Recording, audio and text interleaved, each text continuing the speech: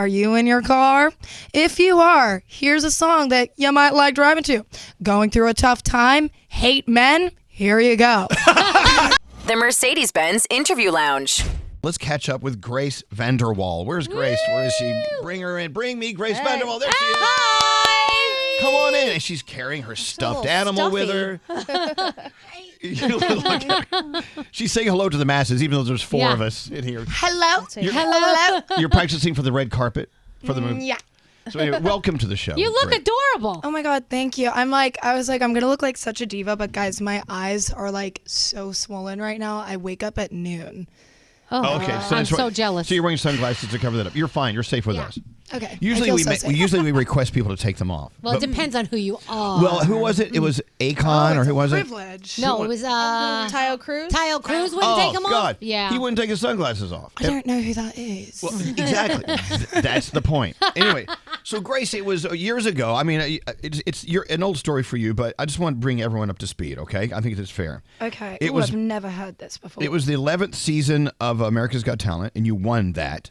And I remember you came to our show and you brought a ukulele and you sang. And now I've heard that the ukulele, you actually like bashed it on the stage. You never want to play a ukulele ever again in the rest of your life. No! Oh my God. Ukuleles are just not your thing anymore. That is absolutely not true. I'm just making stuff up. I know you are. So I know one of the songs we played, Don't Know My Name. No, listen to it. It's okay. Stop, please. But the ukulele. Listen to me. Well, how come you don't want to hear the old God, song? it's like putting water on like a witch. Oh my God! It's Alphaba. No. Okay, it's off. It's off. Torture. I'm so sorry. Guys, there's nothing wrong with it. It's just, Okay, we move on. It's, if someone plays tapes, as they call them, of my old radio shows, I'm like, same thing. Yeah, exactly. Yeah, no, I don't want to hear that. But yeah. I'm with you. Okay, now I understand. I'm leaning into your pain. Oh my God, I know. So, but, growing up, trying to get things rolling in this business, did you have a childhood? I mean, the childhood you had was all you know. Yeah. Was it normal compared to others that you know of? No. Like, what was your life like? Well, oh God. It was, I don't know, honestly. I don't remember anything. You really don't? I don't remember anything. But yeah, it would have been very abnormal even despite the work. Honestly, I feel like that just added normalcy into my life. But, the weird thing is that development will stay development though. Like the natural things that everyone, goes through, I still went through just on a different scale. So I always say when I was on tour and stuff, engineer and crew were my cool seniors that I looked up to. So my brain still worked in that way of but just in a different setting, which ended up affecting who I am now as an adult, which I appreciate. Good or bad? In a really great way, artistic integrity wise, because I wasn't really looking up to. I had such a look on the inside that I'm not really looking up to whatever the kids are listening to right now. I don't know. Sabrina Carpenter, I guess she's the pop star right now. She is. I was looking up to producers and engineers and kind of artists in the background. I was like, you guys are cool. You're now my defined coolness. Well, they were your world. Yeah. Somewhat. Yeah. Right? Yeah. And it affected me in a really cool way. I like who I am. I think that I value the things that I would like to value, which definitely annoyed some people in the past because they had this really set path for me. And I think they really wanted me to be oh yeah, I want to, do all of this major, across the board, here's my smart water and here's my new pop song and I love everyone, da da da da da. Right. And I was like, oh wait, no, I kind of want to do this or experiment or go that way. And they're like, oh. Well, and that's the thing, Grace. We're learning more and more these days, especially with documentaries that are out, about how kids who were in the entertainment business, how they really had no choice with their direction somewhat. They were told to do this, told to do that, maybe forced to play a ukulele. I don't know, I don't know. Wow, but it's not all fun. It's not all fun and games for a lot of these people who are now grown up and trying to figure it out beyond those days? Yeah, I would say I went through that confusion and grievance long ago. Okay. Yeah. It's not really something that I'm like going through now. And also it really wasn't that, violent in any way. I think that they really just rode the wave of what was naturally happening. And like I said, like there were things behind the scenes that were also influencing this weird brand that was naturally occurring, that they were just like, let's ride that wave. So no hate, no shade to them. All right. But I mean, yeah, then on a personal scale, you're definitely right, where you're just like, I think that there's a really common denominator of like this gifted child syndrome where you excel, but you're excelled as a child, and that's always what you're commended by. So that's what you always base your worth off of. It's like, oh, I am worthy because I am an accelerated child. But then what happens is you're so used to being excelled as a child that you end up actually plateauing and everyone surpasses you in adulthood.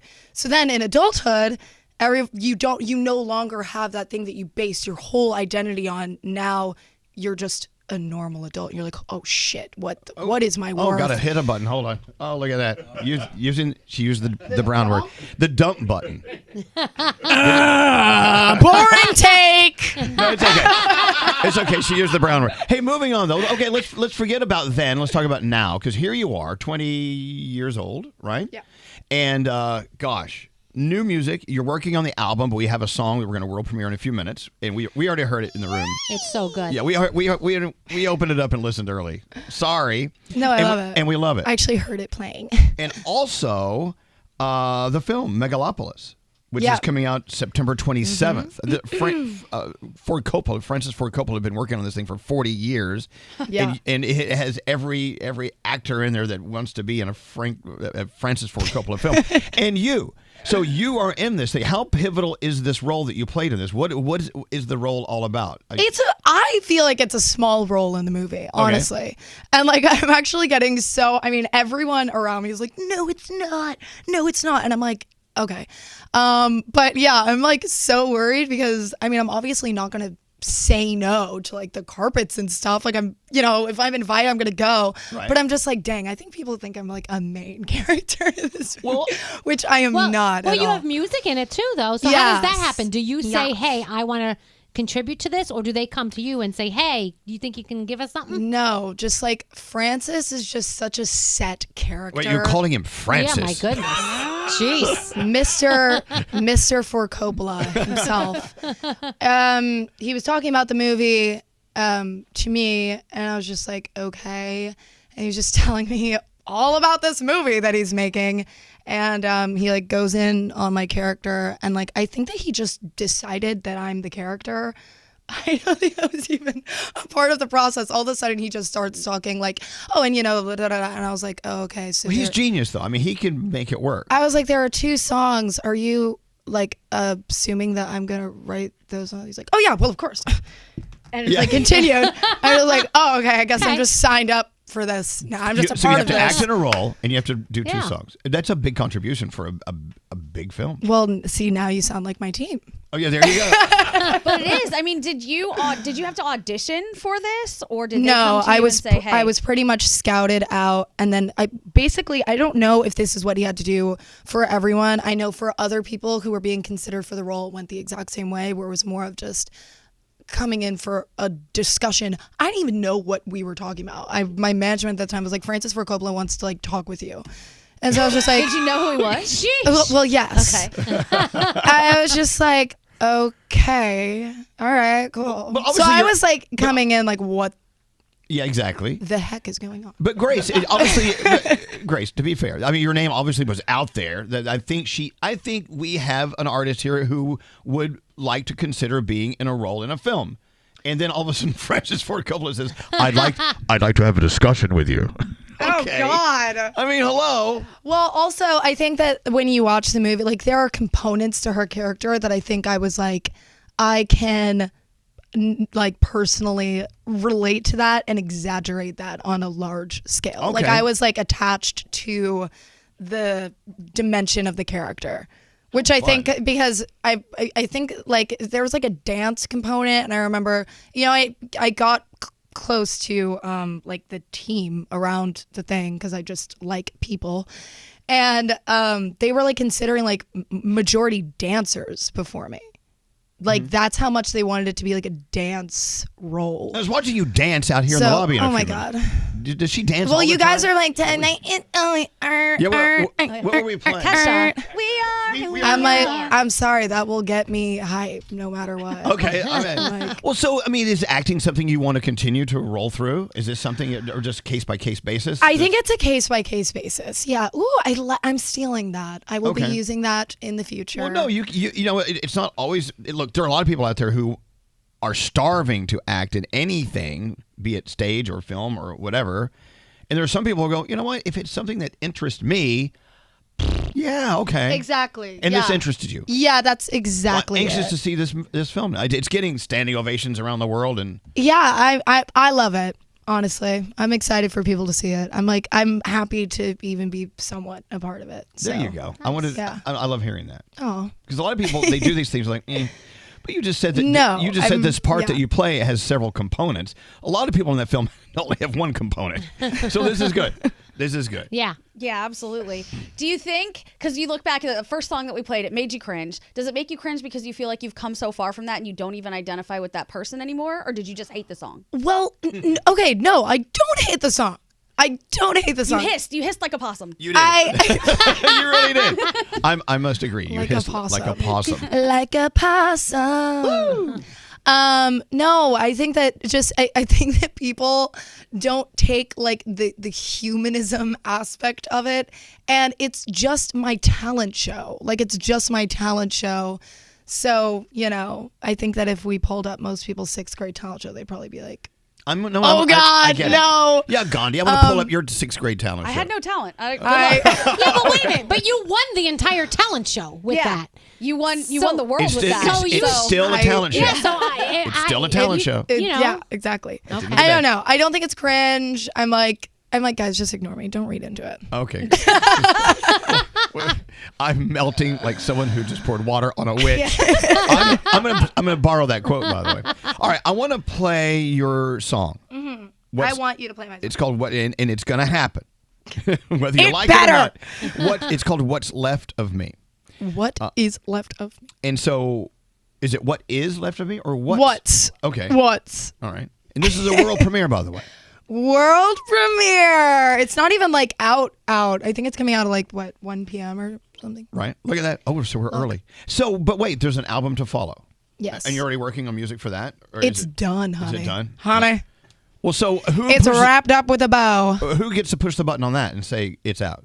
I mean, there's a date? No date. Well, there is a date, but it's not announced yet. I don't. There's like a whole like strategic plan. They do this. They're like, well, we can't announce it. Well, why don't you just announce? I mean, not you, but in particular, all artists. Because you basically, what you're doing is you're just setting up as much anticipation as possible. So you want to wait until you've heard it. You're like, it's like a street like break dancer. You know how they start kind of going like this to everyone. They're not just going to start break dancing and like ruin all their energy. No, we got to draw in a little bit of a crowd. All right. I get it. Edging, but for music. You're edging us. Yes. Oh God. We know. Okay, so I can't cuss, and you can say that on the morning radio. Exactly. You can even say penis. You can say that too. You can say penis. You can. But wait. I love. Is this like a conversation that's been discussed where you guys just like have to say penis that often that it needed to be discussed? No, wait. Hold on. We received. There was an Elvis Duran meeting behind the scenes. Exactly. We need to have the penis meeting. No, wait. No, hold on. This is kind of funny. Grace is local to Suffern, Rockland County. Rockland County. I love the whisper. Everyone's so proud of her. But someone said that their sister was your 2nd grade teacher. Oh. Everyone's listening. Do you remember who your 2nd grade teacher was? See, I don't remember mine. But I remember mine. Wait, I feel like I do though because I remember loving my 2nd grade teacher. See, this is good. That's all you have to say. You don't have to give a name. Okay. You gave something more powerful than a name. So you are local. You're from this area originally. Yerp. Yeah, you've been everywhere though. I am loyal to New York though. Yeah. Do you live here? Do you live in LA? Where do you live? Honey, I live in New York. All right, I don't blame you. And everyone is always like, "Move to LA." I'm like, no. Okay, no, and you don't never, have to. never. That Stay will here. be the death because of it's so nice and everything peaceful here. I know, it's just peaceful. I just love just sleeping in the quiet at night. Yeah, there is no such thing. Okay, it's time to world premiere the new single, and we want to God. thank you for coming in today. And thank you. Enjoy conquering everything you're going to conquer. Yeah. I can't wait to see the film. Thank you. wanna I hope everyone really likes the song. Wait, we're live, right? Yes. Yeah. Okay, hi everyone. Are you in your car? If you are, here's a song that you might like driving to. Going through a tough time? Hate men? Here you go. Oh my God. Sign me up. It's a song for all of us. All right. It's a song for the people. All right. This is Grace VanderWaal and What's Left of Me. Thank you for coming in today. Thank you guys. The Mercedes-Benz Interview Lounge.